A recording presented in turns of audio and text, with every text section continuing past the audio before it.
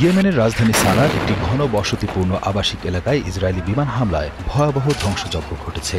গত 10 সেপ্টেম্বর বুধবার চালানো এই হামলায় বহু ঘরবাড়ি ধ্বংস হয়ে গিয়েছে এবং এলাকাটি ধ্বংসস্তূপে পরিণত হয়েছে।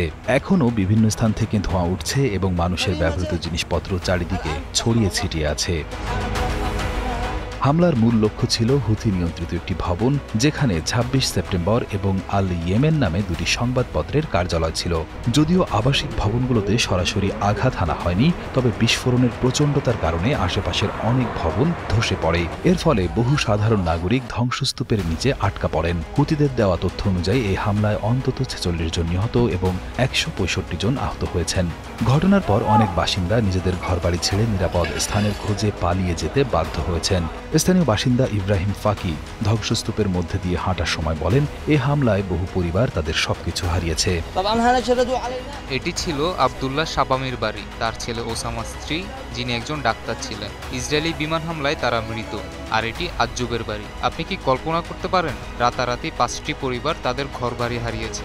আহমেদ আজ্জুব নিজেও নিহত হয়েছেন এবং তার মেয়ে এখনও হাসপাতালে। ধ্বংসস্তূপ থেকে তাকে বের করার জন্য আমরা ঘন্টার পর ঘন্টা লড়াই করেছি।